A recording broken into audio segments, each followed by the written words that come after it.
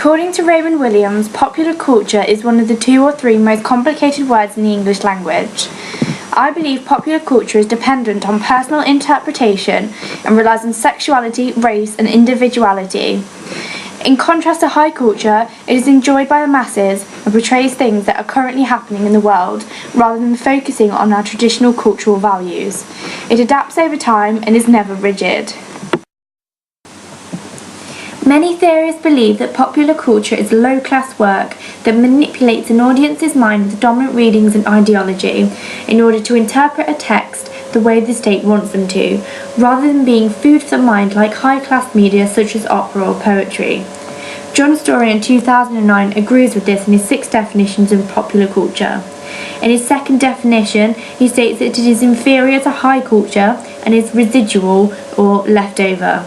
However, I believe this is outdated and it is time to take a fresh look at popular culture in which we accept the premise that media has advanced and with it has penciled out categories of media that have been created with a set audience in the producer's mind. For example, high class, middle class or working class people.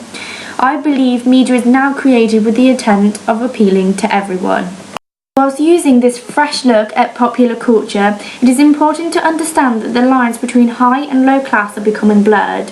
This is mainly because high class culture is becoming more accessible to the masses, and this can be seen in television programmes such as Made in Chelsea, where they take people living in the high class area of London and incorporate them into a reality show that targets people of all classes.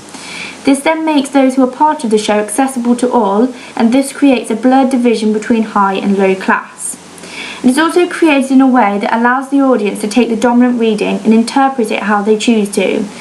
And according to most popular culture theorists, this is something that can only be done by high culture.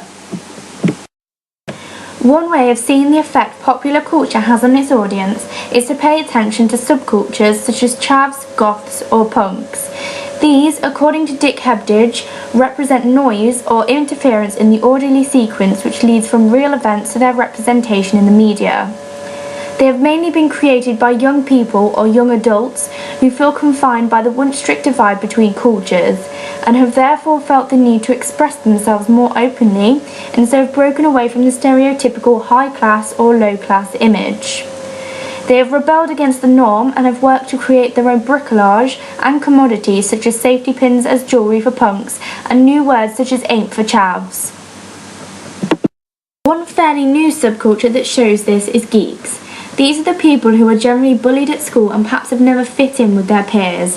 However, having been mocked for decades, these people have now become endearing thanks to popular culture programs such as The Big Bang Theory. The Big Bang Theory is an American sitcom that first aired in 2007. It's on its 7th series and follows a group of dysfunctional friends who all work within science and engineering. The programme, I believe, will be classed as popular culture for 3 reasons. Firstly, it appeals to the masses. In 2006 to 2007, The Big Bang pilot was aired with the intention of being cancelled if it did not prove popular with the people of America.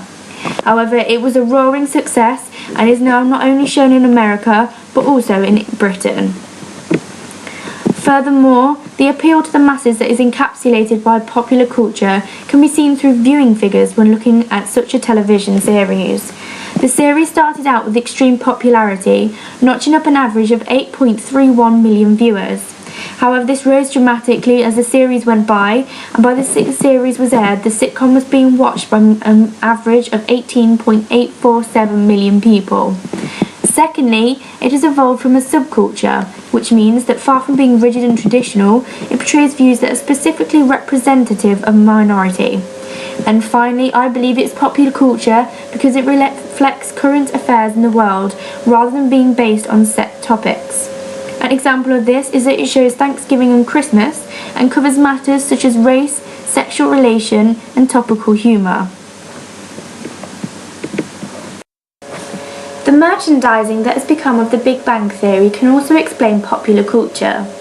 When a subculture appeals to a wide variety of people, it often becomes apparent to most that there is an amount of financial gain available to exploit. Therefore, people take the commodities of the subculture, for example in this instance geeky sayings that are used in the programme such as Bazinga, and mass produce them so that they're readily available to all. In reference to The Big Bang Theory, Clothes manufacturers have taken the commodity and produced it as a logo on t-shirts and jumpers, ready for mass distribution. However, this then means that the commodity no longer belongs to the subculture, and therefore the subculture slowly becomes extinct. This effectively shows that rather than the state, it is the audience that has control over subcultures and whether they thrive or not. This makes sense, as popular culture is culture of the masses. In conclusion, I believe popular culture is less of a physical thing and more of a representation of changing cultures in today's society. Media texts act as a reinforcement of this, as can be seen by my analysis of the Big Bang Theory. Despite many theorists thinking that popular culture is residual and inferior to that of high-class media, it does in fact possess some of the same characteristics. I have also found that popular culture is aimed at the mass audience, and I believe that popular culture has become less about fitting in with others by consuming popular media and more about a way of life.